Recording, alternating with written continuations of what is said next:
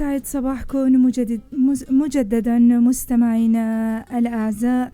ما زلنا مستمرين معكم بفقرات عطر الصباح لهذا اليوم. بتتابعونا عبر الموجة 103.5 وتشاهدونا عبر صفحة الفيسبوك بوير عربي. لكم تحيات مريم تمر، همالين فرمان، ريناس محمد، هيلوز علي. مستمعينا الآن معنا عبر الهاتف الأخصائي النفسي ومدير مركز سمارت الأستاذ محمد علي عثمان. أستاذ محمد، بنرحب فيكم براديو بوير اف ام. صباح الخير. صباح الخيرات. صباح الخيرات أستاذ محمد. كما تعلم أستاذ محمد، أصدرت الإدارة الذاتية جملة إجراءات احترازية بشأن مواجهة فيروس كورونا، ومن ضمنها حظر التجوال. حبذا لو تحدثنا عن الضغوطات التي يمكن أن يتعرض لها الأفراد نتيجة إلزامهم بالبقاء في المنزل. تمام. مرة ثانية صباح الخير. صباح الخير. ضيوف الكل، نحن ضيوف هلا، الكل ضيوف بالبيت وضيوف بالإذاعة. نعم. بس أنا مو بالبيت، أنا هلا على الطريق طالع على الحساكة. إن شاء الله الصوت منيح والشبكة ما بتروح. الصوت منيح، تفضل. تمام. هلا ممكن نحن نتعرض لضغوط من أكثر من جانب. ممكن تكون ضغوط أسرية، ضغوط اقتصادية. هدول أكثر جانبين ممكن نحن نضغط فيه.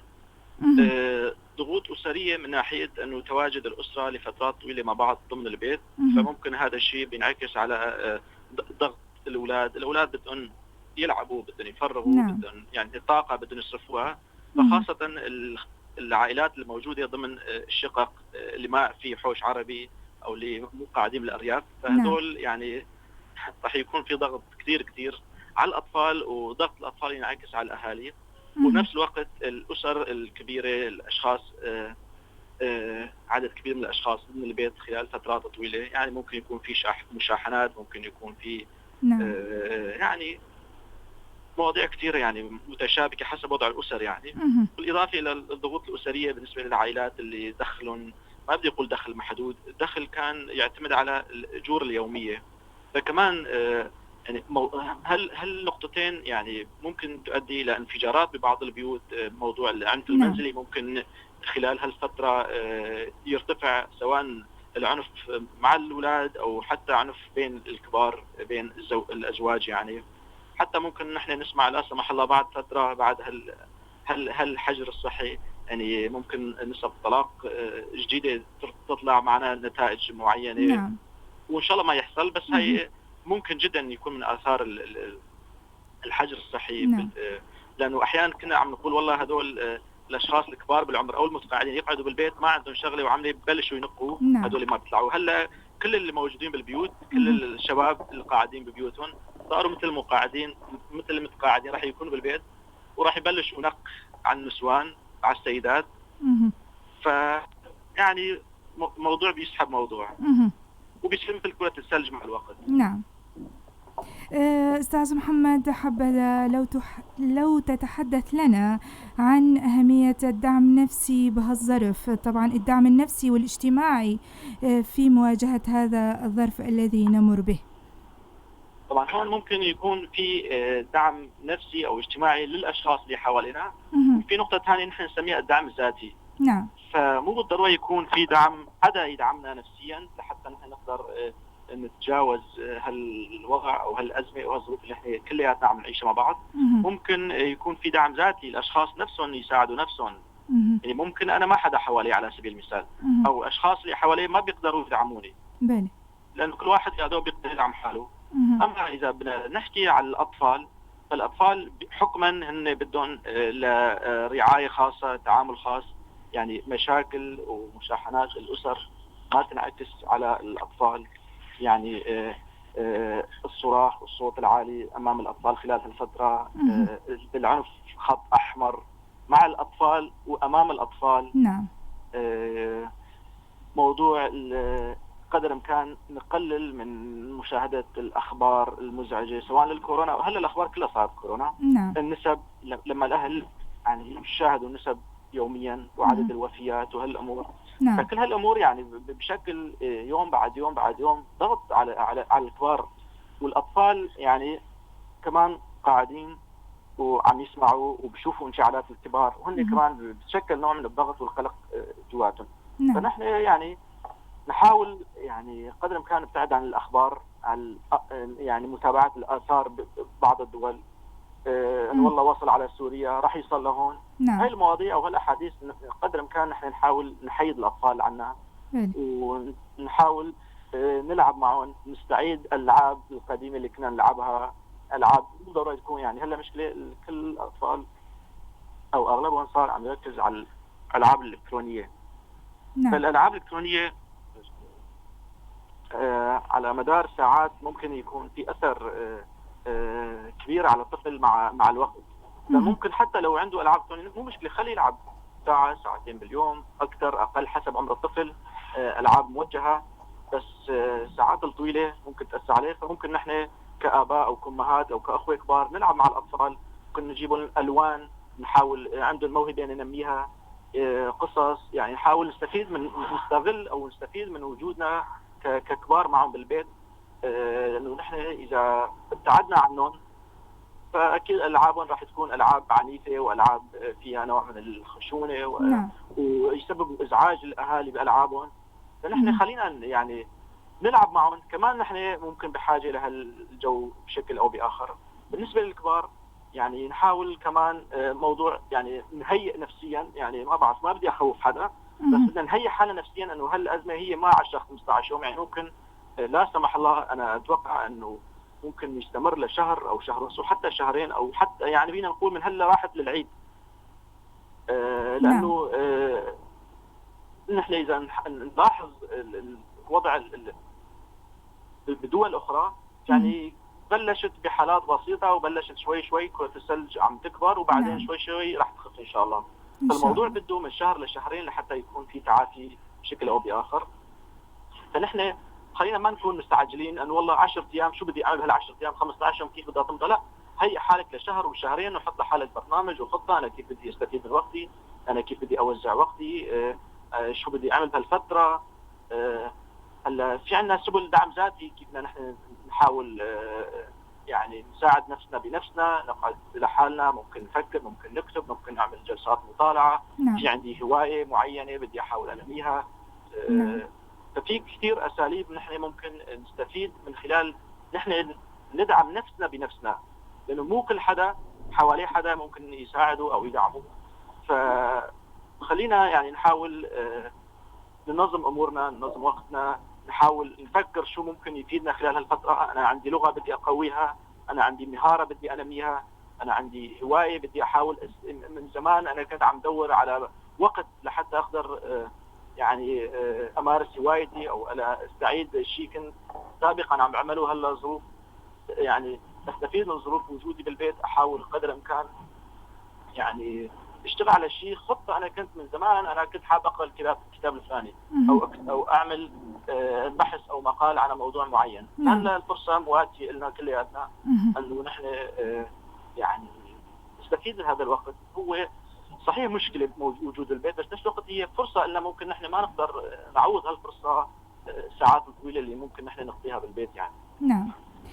أستاذ محمد، هل يتوفر في مناطقنا خدمات متخصصة كافية في مجال الصحة النفسية والدعم النفسي والاجتماعي للتعامل مع هكذا حالات؟ هلا هي موجودة مراكز بس قليل جدا، يعني ممكن كل بلدة أو كل مدينة بالجزيرة ممكن فيها مركز أو اثنين أو غير موجود.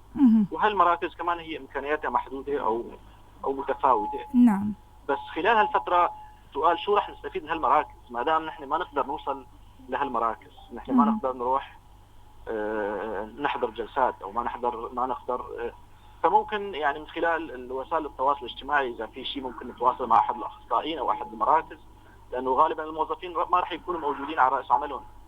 فوجود هالمراكز حاليا بهالوقت ممكن يفيدنا من خلال الاستشارات الإلكترونية أو خلال وسائل التواصل الاجتماعي فقط. يعني ما راح يكون ممكن نحن يكون في لنا وجود فيزيائي بالمكان لحتى نستقبل حالات يعني.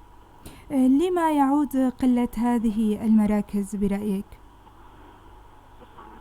يمكن قلة أخصائيين، ممكن حتى لو في اخصائيين قله وجود كفاءات تقدر يعني تقوم بدورها بالشكل الاكاديمي المطلوب. كمان يعني مراكز اما تكون ربحيه او غير ربحيه. اذا كانت ربحيه ممكن عالم يعني ما عندهم ثقافه ان والله يروحوا يدفعوا مقابل خدمات نفسيه. نعم. واذا كانت غير ربحيه كمان راح تكون هالخدمات بحاجه لجهه داعمه لحتى تقدم رواتب للاشخاص اللي راح يشتغلوا. يعني هون في تحديين قدامنا. نعم. واحد التحديات هي ثقافه المجتمع اللي ممكن لسه يعني بلشت ثقافه تتغير نسبيا خلال اخر 10 سنين. بس كمان يعني في نسبه منيحه يعني تنظر للشخص اللي عم يعمل استشاره او جلسه نفسيه بمنظار فيها وصمه يعني. نعم. أستاذ محمد، ما هي الفئات العمرية الأكثر عرضة للاضطرابات النفسية الناجمة عن معايشة الظروف الحالية طبعا نتيجة انتشار فيروس كورونا في معظم دول العالم؟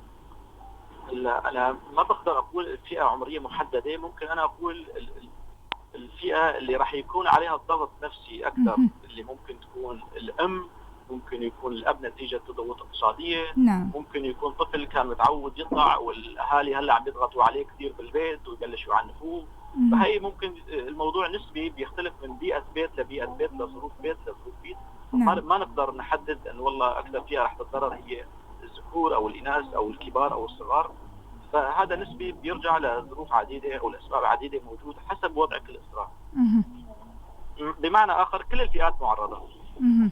مو الاضطرابات، لا ضغوط نفسية ممكن. هاي الضغوط ممكن يعني إذا الأزمة طالت ممكن يكون بعض السلوكيات غير السوية تطلع مع الأشخاص. نعم. هل يمكن أن تولد الضغوطات نتيجة هذه الأوضاع اضطرابات نفسية لو صح التعبير على المدى البعيد؟ مثل ما حكيت من شوي يعني نفس الفكرة أو جاوبت بطريقة أخرى بشكل أو بآخر. نعم. مثل ما يعني إذا الأزمة طالت أكثر والأشخاص المسؤولين عن الأسر تعاملوا بانفعال وبردود أفعال مع الظروف المادية وظروف وجود الأسر مع بعض ومشاكسات الأولاد أو وجود شريك غير مرن أو غير متفاهم، فممكن يكون في نوع من الضرر أكيد يعني. فنحاول نكون مع بعض لطيفين خلال هالفترة. نعم. نحط المشاكل على طرف ما ننفعل لأسباب تافهة. نعم. نحط ببالنا أنه هي فرصة نستفيد منها بدل ما نحن نحط يعني هي ضريبة رح نحطها. فمقابل هالضريبة والخسارة اللي رح نحطها نحاول نستفيد منها يعني نرجع نتعرف على بعض أكثر. يعني نحن كلياتنا عم نشتغل خلال أيام الأسبوع. يوم الجمعة كانت العطلة أو يوم الجمعة والسبت، وهالجمعة والسبت يا يكون في التزام اجتماعي يا يكون في عنا وظائف منزلية متراكمة. والله خلص في تصليحات بالبيت. حتى وجودنا أيام العطلة بالبيت ما كانت للجلوس مع الأسرة أو تغيير الجو، كان لأعمال منزلية متراكمة أو واجبات اجتماعية. نعم. فنحن هلا ممكن نستفيد بقعدتنا بالبيت يعني نتعرف على بعض من جانب آخر. ممكن ما صار معنا مجال نتعرف حتى على أفراد أسرنا يعني نكتشف شغلات ما كنا نعرف راح تكون كانت موجودة. أهمية الدعم النفسي والاجتماعي اللازم للأطفال في هكذا حالات لمساعدتهم في التغلب على مثل هذه التجارب الصعبة. شو هي أهمية الدعم للأطفال؟ طبعا كمان نرجع بقول إنه موضوع إبعاد الأطفال عن مشاحنات الأهل أو رفع الصوت أو الضغوطات اللي ما يحسوا إنه في ضغط اقتصادي أو ضغوطات معينة داخل الأسرة. كمان الطفل يتأثر يصير عنده تأنيب ضمير لما عنده احتياجات وبيعرف أهله ما بيقدروا يلبوا له إياها. فما بضروا إنه كل شيء ينحكى قدامهم. ممكن برجع بقول ممكن نلعب معهم، ممكن نوفر بعض الأدوات البسيطة بالبيت. يعني كلياتنا عندنا انترنت وعندنا يوتيوب، ممكن نحن نفوت على الانترنت نطالع بعض الألعاب اللي ممكن تلعب بالبيت مع الأطفال. ممكن نحن نصنع شغلات بالبيت، ممكن في عندنا قصص بالبيت ممكن نحن نقراها ونتشارك معها. في عندنا ممكن نحن كأهالي نتابع مع الأطفال بعض أفلام الكرتون القديم، أي أفلام كرتون أيام زمان، نحن نتابع معهم مسلسلات كوميدية قديمة. نعم. فتفاعل الكبار مع الأطفال بمشاهدة أفلام الكرتون أو مسلسلات هيك ممكن هن يستوعبوها وينبسطوا معها، لها أثر كثير كبير كبير لما الطفل لحاله يتابع شيء. فممكن نوفر لهم مسودات وتلوين بانواعها، ممكن نحن نحاول ننمي لهم مواهبهم، ولا ننسى موضوع الجانب التعليمي، لان الطفل راح يتضرر خلال الفتره بموضوع التعليم. فنحن ممكن الاهل نساعدهم نخفف من التوقف التعليمي لفتره ممكن تكون طويله، لان الطفل راح يبلش يتراجع مستواه التعليمي. فنحاول اقل شيء اذا ما بدنا نطوره انه نحافظ على المستوى الموجود عنده، يعني لانه بكره اذا رجع على مدرسته راح يكون في عنده نسيان لبعض حسب مرحلته العمريه. او مرحله الدراسه راح يكون عنده نسيان لبعض النقاط او الامور اللي ممكن هو كان وصلها يعني. بالي. أستاذ محمد، كبار السن كيف يمكن تهيئة الظروف المناسبة لهم في ظل هذا الوضع الطارئ نتيجة حظر التجوال؟ موضوع كبار السن كمان موضوع خاص لحاله، يعني نحن ممكن بشكل غير واعي منا نروح ونجي نقول المتضررين هن كبار السن، فهذا بشكل الرعب لهم، يعني يصير عندهم نوع من ممكن قلق الموت عندهم، يعني مجرد يسمعوا والله اختيار توفى معناته هذا اختيار راح بكورونا. فنحن مو ضروري نحكي قدامهم بهيك طريقه، يعني ممكن نقول الشخص اللي عنده مناعه ضعيفه، اللي عنده امراض مزمنه، هذا ممكن المرض ياثر عليه اكثر. ولما نحن نقول كبار السن، هو المقصود بكبار السن بسبب وجود امراض مزمنه وضعف الجهاز المناعي. فخلي هالنقطه تكون واضحه لهم، وقدر الامكان نحن نحمي حالنا لحتى نحميهم.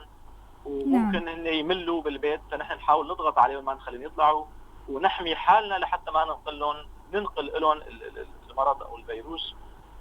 نحاول يعني نسايرهم او نداريهم خلال فتره، يعني بدهم يسمعوا شيء معين نحط لهم عليه، سواء كان تلفزيون او خلال الانترنت. يعني نحاول شوي نهيئ لهم الاجواء المناسبه، ممكن نشاركهم بمناسبات معينه، باحتفالات. ممكن واحد ختيار بحياتك عمره 80 85 بحياتك ما عملت له عيد ميلاد، ترجع تذكره بعيد ميلاده، قصص بعيده، شلون تزوجت، حكي لنا عن مغامراتك. يعني هالامور ممكن يعني هيك شوي نغير لهم اجواء البيت، ظروف البيت. كمان قدامهم مثل الاطفال، كيف امام الاطفال ما بيصير نحن نتجادل ونظهر خلافاتنا قدامهم، الظروف الاقتصاديه قدامهم. كمان الشخص الكبير اللي قاعد بالبيت خلي لا يحس انه هو عالي على اللي حواليه، لانه كثير كبار بالسن العامل النفسي بيكون هو عامل رئيسي بوفاتهم. يعني ممكن صحتهم منيحه بس مناعتهم تضعف، وبالتالي العامل النفسي بيكون عامل قوي بوفاتهم. أستاذ محمد، برأيك ما هي أهم تبعات الإغفال عن الاحتياجات المتعلقة بالصحة النفسية لدى أفراد المجتمع في هكذا أوضاع؟ صراحة الثقافة النفسية بشكل عام بمجتمعاتنا هي ثقافة غير منتشرة بقصة، يعني مو أخذ حجمها اللي بيستاهلها. يعني نحن إذا بنرجع للدراسات الأجنبية، يعني أكثر من 80% من أمراض الجسد هي منشأها نفسي. فإذا نحن عرفنا كيف نحافظ على صحتنا النفسية، بنفس الوقت راح نحافظ على صحتنا الجسدية.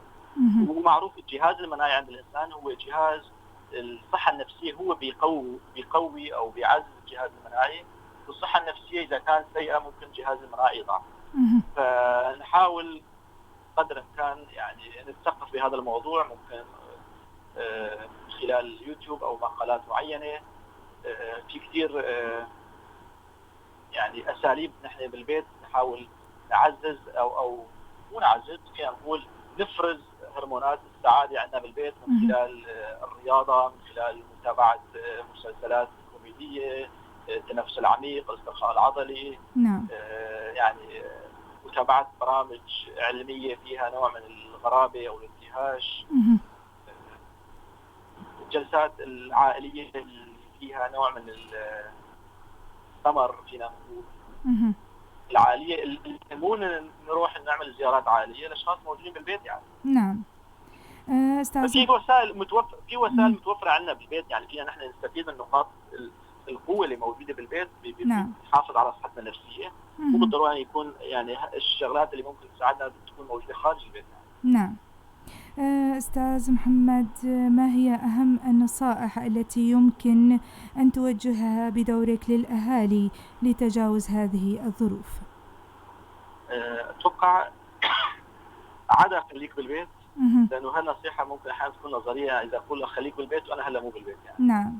بس هي النقطة الأهم، يعني الشغلات اللي يمكن حتى الأطفال بصموها إنه نكون بالبيت وما نطلع غير للطوارئ. نعم. نحافظ على مسافات الأمان، نغسل إيدينا باستمرار، مواضيع التعقيم، ما نستهين بالوضع اللي نحن موجودين فيه، وكل ما قدرنا نلتزم كل ما نحن رح نقدر نتجاوز بشكل أسرع. نعم. نهيئ حالنا لفترة شوي طويلة، نعم. نحط برنامج وخطة خلال هالفترة، يعني نستفيد منها، نحول المشكلة لفرصة.